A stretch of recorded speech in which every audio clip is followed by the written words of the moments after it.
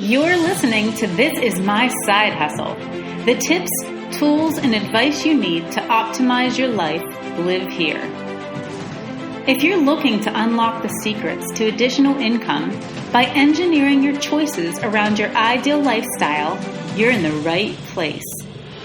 Stay tuned and join us as we unpack unconventional ideas and methods to give you more freedom and flexibility. Let's escape the rat race together and live with intention. Let's learn how others are making it pay with their side hustles.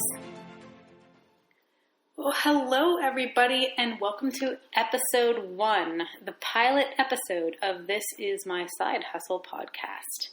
Now, this specific episode is going to cover a lot of the background about me, who I am, what I'm going to be talking about in the podcasts, and what you're going to learn. So today, let me give you a little bit of a background about myself.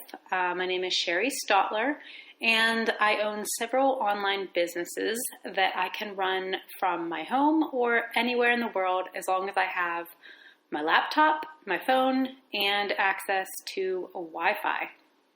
So I own a virtual assistant company called I Assist Virtually, and you can find my website at iassistvirtually.com. I got started as a virtual assistant while I was subcontracting back in 2015 for a virtual assistant agency. And I stumbled across them because I had actually started a blog, which we'll get to in a moment. I had started a blog in 2014 because I started hearing about people working online and making money by writing things that they were passionate about, and kind of building an audience that way. And I thought that was really interesting. But when I started the blog, I was really focused on making money instead of providing value. And that backfired on me because I didn't make that much money and I was expecting to, but I wasn't serving my audience well. I was taking every opportunity I could to promote products or services or blog posts from other people promoting things that really didn't align well with me or my audience. It was kind of all over the place because my focus was wrong. So, getting back to the virtual assistant agency, after a few months of running my blog and being disappointed, I was sitting at home one day, and I was actually sick that week. I was extremely sick with the flu, and I was scrolling on my laptop looking for work-at-home job opportunities. Now, I know a lot of the people who are going to be listening to this podcast, perhaps it's you, found me by searching for working from home jobs or stay-at-home mom job opportunities, and you've probably tried your hand at several things already and have been somewhat disappointed. So that's unfortunately all too common when people are trying to work from home. They tend to fail a lot in the beginning and try a bunch of different things and realize the hype really doesn't convey the truth or the reality of the situation, nor is it easy to start making lots of money online. Now, when I was doing that search on my laptop, I found the term virtual assistant. Now, I had been an office manager and kind of project manager before in the, I guess you could call it, corporate world. It was never anything super fancy. I didn't go to work wearing a suit every day, but I did have a lot of those types of responsibilities, and I wore many hats. And I knew I was an organized person and I could learn things whenever I put my mind to it. So I wasn't afraid of a challenge, but I wasn't quite sure what a virtual assistant was. So I looked into it a little more, and I decided to go ahead and apply to be a virtual assistant with this agency. Now, I started looking up reviews about the agency, and everything sounded great, but they said they had a 1% acceptance rate. So being that I didn't even feel good and I kind of didn't put probably as much effort as I should have into applying, I ended up getting a call from them and an email asking me to interview with them via video call. Now, I was still feeling under the weather. This was a very long and drawn out illness that I had. So I wasn't really looking forward to that, nor had I ever done a video conference interview. But I pulled myself together. I got on and I passed, I guess you could say. They moved me on to the next round.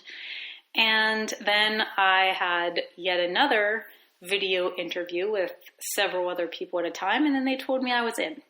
So they told me I would be on standby while they tried to match me with a client that needed the skills that I had to offer and a similar personality. So basically they were a matchmaker for VAs and clients.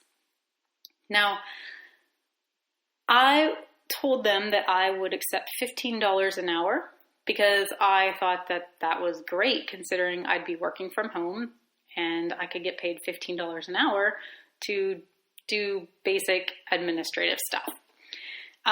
So at the time when they found me my first client, I was working 5 hours a week, and this took about a month. Let me just say that too. It took about a month for them to find someone to match me with, and he started out with 5 hours a week. So it was $75 a week that I was getting. But keep in mind, I was supposedly, this is what they told me, and of course I did get a 1099, but I was supposedly an independent contractor, not an employee. So I had to pay all of my self-employment taxes and everything on that $15 an hour. So basically I was seeing, after I got back my taxes last year, about 66% of that. So about $10 an hour. Anyway, I still was thrilled. I mean, it wasn't minimum wage and I could work from home, and it was more money than I was bringing in with my blog at the time. And I kind of let that go by the wayside, thinking I had made it big. I'm making $75 working 5 hours a week, which was actually $50 working 5 hours a week. So, maybe $225 to $250 a month, but I was still able to stay home with my kids and do what I needed to do. And I really liked my client, so I was happy. I was happy with that. Little did I know, though, that as I learned more about being a virtual assistant, that I could charge a lot more and get a bunch of other clients. Now, I didn't want to leave the client I had. I really enjoyed him.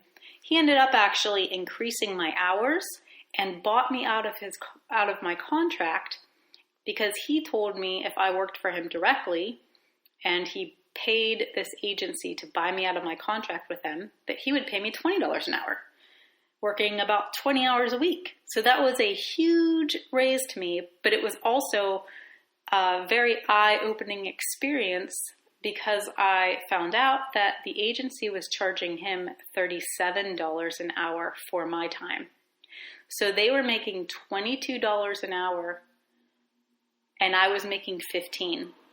And then even when he paid me $20, he was paying $37 an hour for me. So he thought that I was worth $37 an hour. This, like I said, was eye-opening. And I thought, well, I can do this for other clients. And during the time I worked for him, I learned a lot about all of the different systems and tools you could use online and all of the different services I could offer. So I was learning a ton, and I decided to open my own business. Now, I was still at this time, before he bought me out of my contract, working with this company for another client, but still making $15 an hour, which was fine. So I still was happy with that, and I wanted the work, so I kept on. Well, they found out that I decided to start my own business as well. And I was not soliciting any of their clients. I never would have. In fact, I had an onboarding process for new clients that specifically asked if they've used a virtual assistant before or if they're currently in contract with a virtual assistant agency in order to avoid that. So I was definitely not competing, nor was that my intent, nor would I ever ask a client who was in contract with them to buy me out or pay me more or do anything like that. I think that that's not okay. They have a business to run too. They can charge whatever they want if the clients are paying that. But they contacted me and told me that I needed to take down my website and stop doing virtual assistant work for other clients because I was a competitor now, which I was shocked by because I was a 1099. And like I said, I put measures in place specifically to avoid that. But that wasn't good enough for them. So they gave me an ultimatum and said, if I don't do that, then I will lose the client I'm with. And when that client found out, he actually contacted me and said, I think you should go out on your own.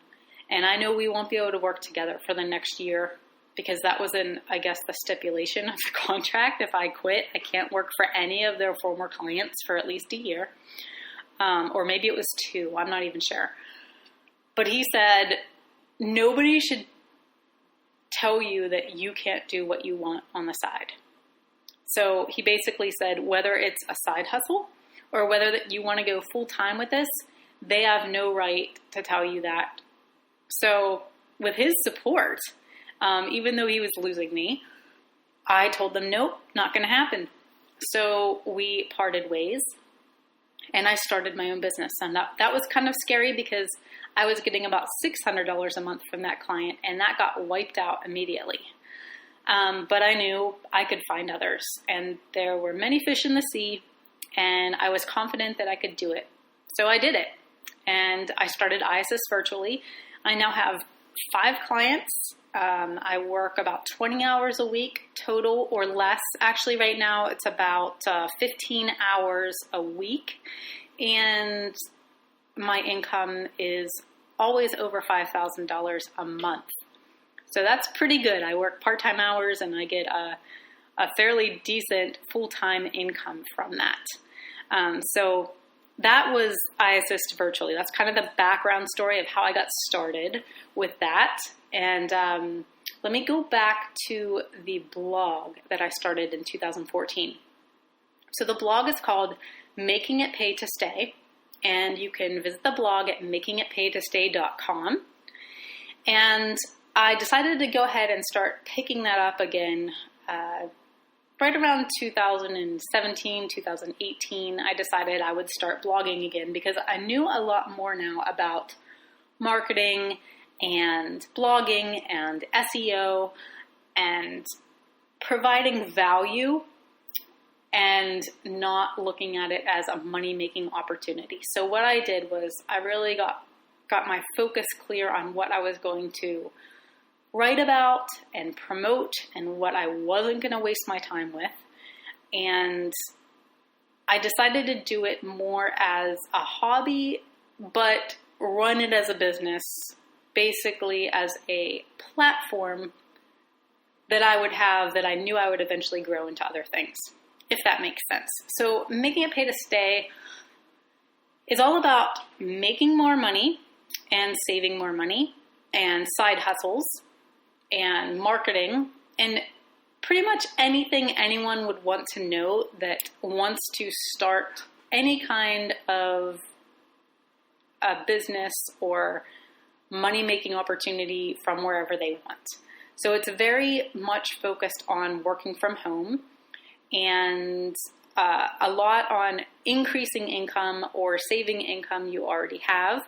Some life hacks, there's wellness tips on there because I feel like many people who decide to go ahead and start their own business and entrepreneurs in general know that if they're going to take responsibility for their life and basically design their lifestyle how they want it and fit their career into their ideal lifestyle rather than fitting their lifestyle around a career for someone else, that they really need to take charge of every area of their life. So all of a sudden, being healthy becomes more important because you need to be on top of your game. You want to feel good. You want to be able to be sharp and focused. You get more done so that you can have more time to do what you want with your day. You're not stuck in a cubicle no matter what for 8 hours a day. And if you get sick, you take a sick day. It's not like that. So health and wellness becomes very important. So does mindset. In order to succeed as someone who's owning their own business and running multiple side hustles all at once and integrating them and making sure that you've got passive income going on and various income streams, you really need to learn focus. You need to have a mindset of confidence. You need to not worry about failure. And you really need to take responsibility for everything you do. So I will talk a lot about that. I feel like in today's society, there's a lot of people just that have a victim mentality. And I'm not trying to play politics here or anything, but people who think that it's okay to just get something without working for it, or that they deserve something, or that they deserve adoration or attention. And people on Instagram who are Insta-famous or whatever you want to call it, and they really didn't work to do that, and then they think that they're entitled to that, and then the money that they do make from that, they squander instead of putting that money to work for them again. So I have a lot of opinions on things like this, but I really feel like getting your head on straight as an entrepreneur and being humble, but also confident, having like a quiet confidence, not being afraid to try new things, being willing to know nothing and teach it to yourself, and constantly learn new things and be able to pivot and adapt is critical when you own your own business. So, one of the things I wanted to cover today, I guess I should go back. I did forget some of my other side hustles and businesses that I have. So let me go back to the blog. So making it pay to stay, it's much better than it was. I do get some affiliate income from that. My traffic is a lot higher than it used to be. But it's really a funnel into other programs that I have. So I have lots of freebies available at makingitpaytostay.com. If you click on resources, there's a ton of freebies. I just started a new 52-week money saving challenge as well. So if you go to makingitpaytostay.com/save, SAVE, you can sign up for a 52-week money saving challenge and get an email every week. But all of these things that I have going on there is really kind of a funnel to a course I created last year called the Making It Pay Lifestyle course. Now, that was basically a year-long endeavor and focus and very expensive and cost me lots of money and lots of time. But I launched it to a small beta group at the beginning, and I'm relaunching it this year in 2019.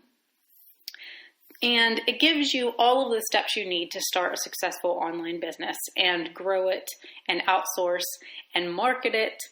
And it covers everything: legalities, finances, start creating your website, promoting on social media. It literally covers everything you would need to know.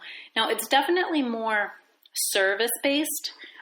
So, for instance, I have a obvious background in being a virtual assistant. So if you want to be a virtual assistant, it's great for that. But you'll learn a lot of other things that most virtual assistant courses don't cover. If you want to be a blogger, you'll learn a ton about running the business. Now, I don't go deep into blogging specifically, but I do cover it. What the Making It Pay Lifestyle course is really all about is starting a business, running it properly, marketing it properly, growing it, learning new skills to keep building it, and narrowing down exactly what you want to do. It's a lot about mindset. I've got tons of tutorials in there. So if you're interested in that, when the time comes, when I am ready to launch, you can be notified if you want to sign up for the wait list. So I completely redid the course this year. I'm really pleased with how it turned out. It's going to be on a new platform, a lot easier to navigate than it was last year. And I even do live coaching calls in a private Facebook group for people who have questions or want extra tutorials. I give it to them. So if you want to get on the wait list, it's makingitpaytostay.com/waitlist.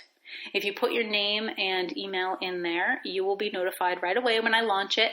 I'm going to have a limited available number of spots, or limited spots available for the course, because I don't want to get in over my head, and I really want to give hands-on advice for people who are ready to take action and dig deep. So go to that link again. It's makingitpaytostay.com/waitlist if you want to sign up for that. So that's kind of what's going on with that. I'm sure I'll start other smaller courses here and there, and maybe a really huge course in the future as I learn more, and as I have more experience and feel comfortable teaching that to other people. But I've found that creating a course not only cemented the information more for me and made me more confident about it, but it's a great way to put a lot of work up front and then have money coming in a little more passively. Other than the weekly coaching calls, there's not much work involved once you get it done and set up.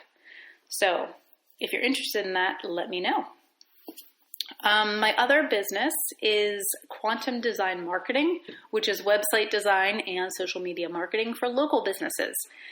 I have not been promoting that much. What I've basically been doing in the past year, it's fairly new, is building up the website, putting blog posts in there, and not marketing it much yet on my own. I had other projects that were more important. I wanted to focus on some of my clients and my course last year.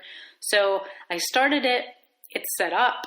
I would take a client if I got one right now, but I'm really not reaching out for clients at the moment. But I expect that to change a lot later this year. I also have a few Etsy stores.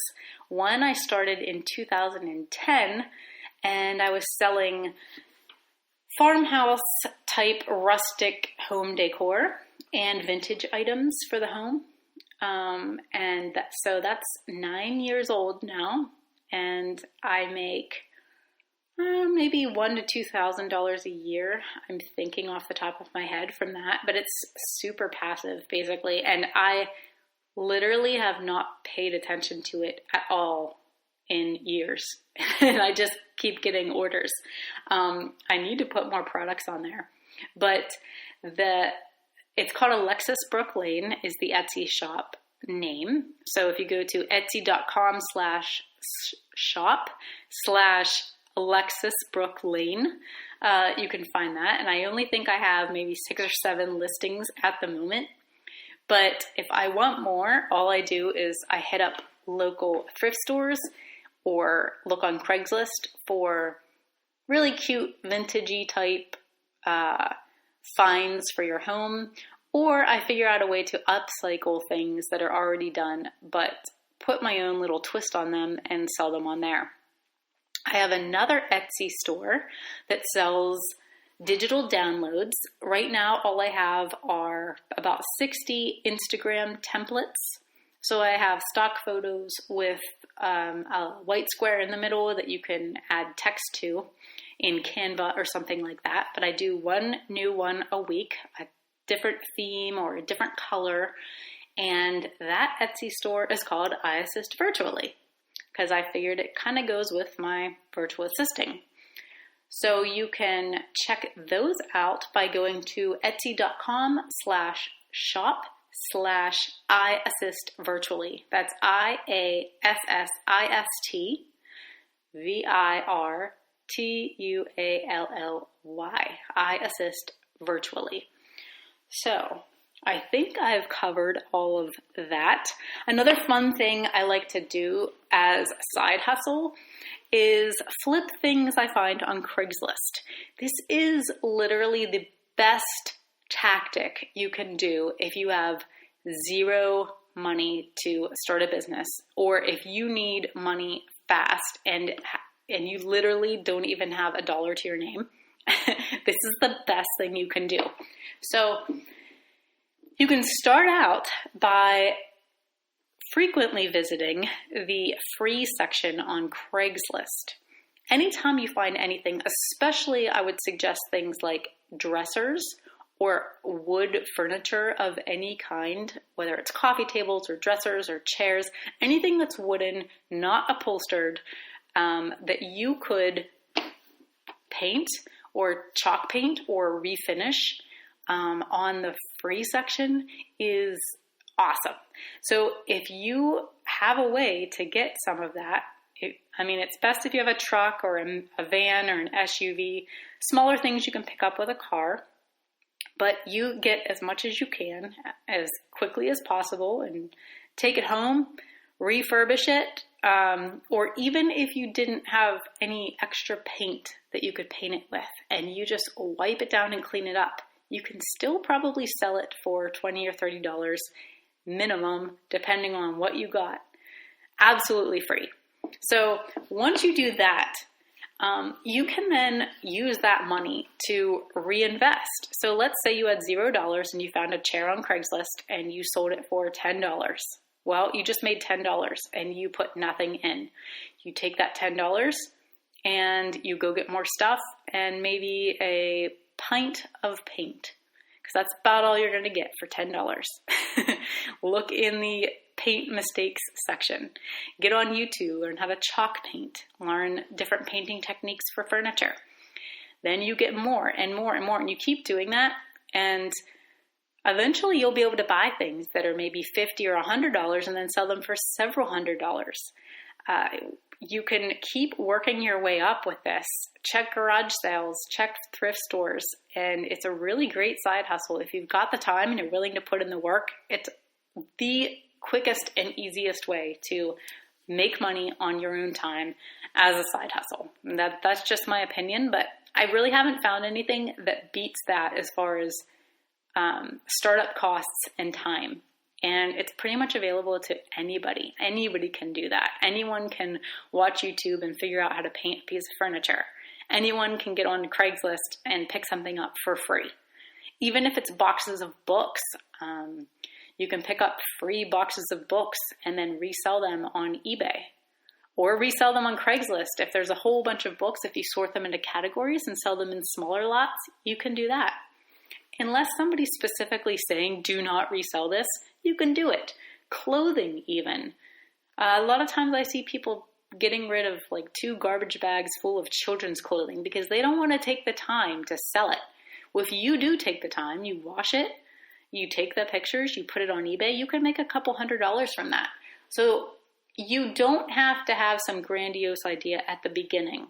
The key, though, is to save that money so that when you do decide you want to go bigger, you want to start maybe a blog or you want to be a virtual assistant, you have a little bit of cash then saved that you can invest into a course or some coaching or website hosting or what have you, software and tools. So some businesses, do take a couple $100s to start. I would highly recommend staying away from multi-level marketing things. I'm really not a fan of them. In fact, I can't stand them. I'm sorry if you're in one. I apologize. Maybe it's great for you. Maybe you love it. It's just really not my thing. So that is not something that you're going to hear me talking about ever on this podcast, other than to say I don't like it. So I'm not judging you for doing that. It's just really not my thing. Speaking of which, I have a lot of opinions about different things, and I will straight up tell you if I think something is unwise or I don't like it or I would never do it. That doesn't mean I think you're an idiot, but I tend to sometimes not maybe choose my words correctly for being compassionate that doesn't necessarily mean I think that about you, but fair warning, if you're easily offended, you will probably find something that you're offended by in every single one of my episodes. And it's not because I'm trying to be offensive. It's just that I don't care. Okay, that's how I am. I really don't. And I'm not responsible for how you feel or your emotions or how you decide to take something. It's not a personal attack. So there, that's out of the way.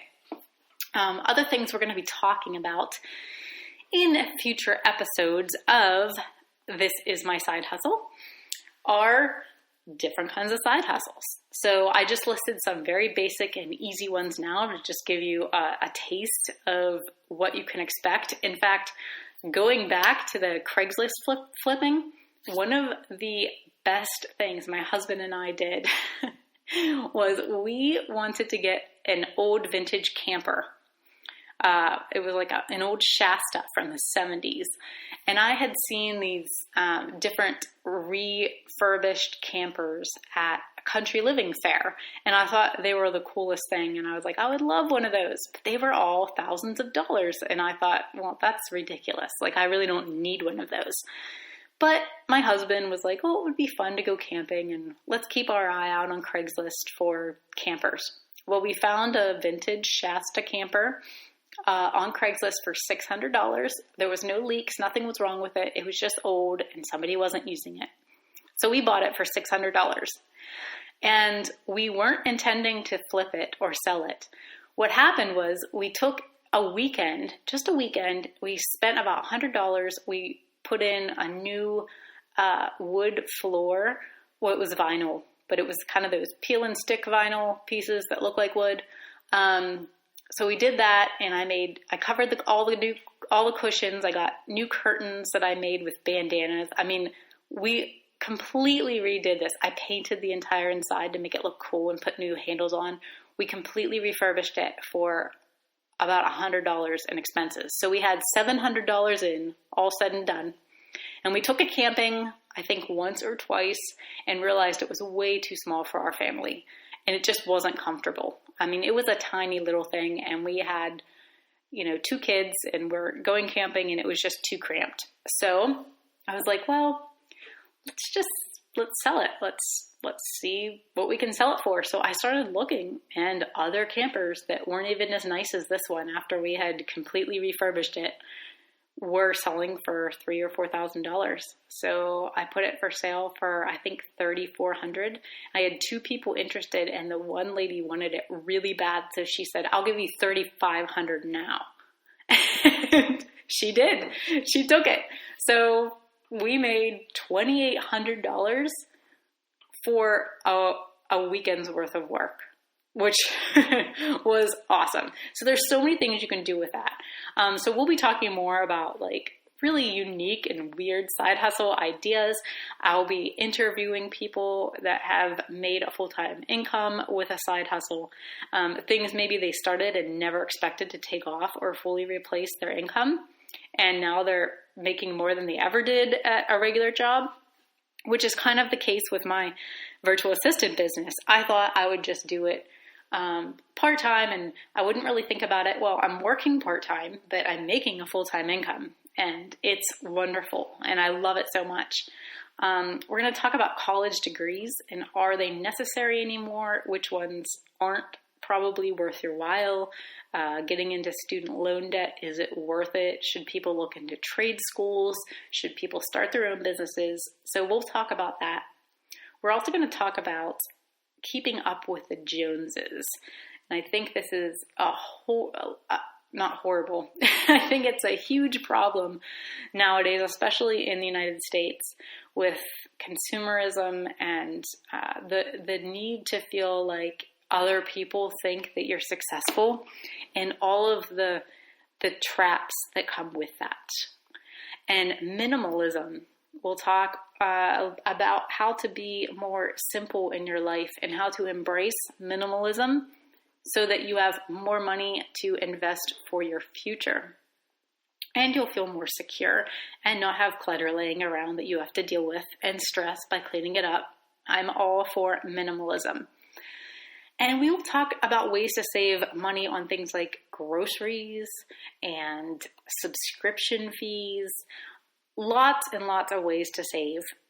Again, go to makingitpaytostay.com/save. If you want 52 ways to save, you can just spend a few minutes per week and start saving more on things you already probably buy or things that you have to buy, like utilities, and ways to save on that. We'll obviously talk about selling on Etsy, since I have 2 Etsy stores. We'll talk about reverse engineering your income. What that means is figuring out how much you need to make at a minimum, and then finding various side hustles that start to pay for all of your different bills. So what side hustle could you do that would pay for your Netflix subscription? Although that's not really a necessity. So let's maybe say groceries. How much do you need every month to spend on groceries, and what side hustle could you create that would pay for that? So that's really fun to do. I love doing things like that. Like if I want to spend more on something that might be recurring, I force myself to first find a new source of income that would essentially pay for that. My husband and I try to live on only his income, and if we need to increase that, I have to come up with the balance. And then most of my virtual assistant money goes towards savings and things like that. So it's fun to be able to do that. We'll talk a ton about mindset and why it's so important, and how to get out of a bad mindset, and how to reframe your thinking in order to help you succeed and just be happier overall. And there are literally 25 to 30 more things that I could start reading about. I'm looking at my notes now on all the ideas I have for upcoming episodes, but I think you have a good idea. We'll definitely talk about some wellness things too, morning and evening routines, how to stay fit when you're working from home, how to not fall into that entrepreneur trap where you're sitting hunched over a computer all day long, stuffing your face full of Cheetos. You don't want that. That's not going to make you a successful entrepreneur. In fact, most successful entrepreneurs consistently do some sort of exercise, and they eat natural whole foods. They don't go on crazy diets. They don't crash diet. They do not, kill themselves at the gym every day. It's just small, consistent, wise habits that they put in place every single day that make them productive. So these are just like the tip of the iceberg of things you're going to learn on This Is My Side Hustle podcast. If you want to leave a review, I would greatly appreciate it. It would be a huge favor to me if you would just rate and review us on iTunes.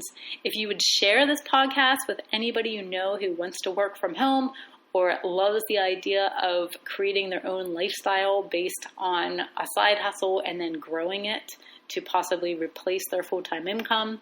If you like learning about making more money and saving more money and being the best version of yourself you possibly can be and taking responsibility for your entire life, please subscribe, review us, share this with everyone you possibly can. Sign up for the email list over at makingitpaytostay.com. If you want more information about any of the things I've talked about, please email me at sherri@makingitpaylifestyle.com. And my name is Sherri. So there's a million ways to spell Sherri. The one you want is Sherri. Got it? Okay. And if you would want to be a Patreon, I'm going to start a Patreon page. I'm not sure what it's going to be called yet, so I can't tell you about that. And I would love to thank a sponsor, but I don't have that yet either. So if you want to be a sponsor of this podcast, here's basically what we're looking for. Any product or service that goes above and beyond and holds themselves to the highest level of integrity. If you don't do that, if you've got bad reviews, if you're known for crappy customer service, you cannot be a sponsor of this show. So if you help anybody with a side hustle or online business as a service or a product or whatever, I'd love to talk to you. So please get in touch, Sherri@makingitpaylifestyle.com. But I guess I could say that this podcast is sponsored by me, and the 52 tweaks a week to save thousands just this year. So there you go. I sponsored my own podcast with my own product. But if you do want to be a sponsor of this podcast, please reach out and we will chat. I am going to have extremely high standards though, so you better be awesome and give my listeners an amazing discount. So, thank you so much for listening to this long and rambling episode 1. I apologize for the sound quality because I was going to wait until I go and buy all of the stuff to do a proper sounding, better produced podcast. But to be honest, I knew if I just waited and waited and waited, I would never get it done. So you're going to have to bear with me. Hopefully you can hear this well enough, and it can only go up from here, right? So if you like this one, it's only going to get better. So please subscribe and feel free to go to makingitpaytostay.com/voicemail, where I will have an opportunity for you to tell me what you want to hear about in future episodes. You can ask questions. You can tell me your story. If you want to be on the podcast, you can leave me a voicemail and I will reach out to you. I want to tell your story too. If you've made it in the online world, or you've taken a side hustle and grown it impressively, I would love to interview you and have you on the show. If you have tips on saving money and designing your lifestyle, I know that there's a ton of you out there. Please reach out by going to makingitpaytostay.com/voicemail. Leave me a voicemail and don't forget to leave your email, and I will reach out to you and we will get you on the show. So until next time, this is my side hustle.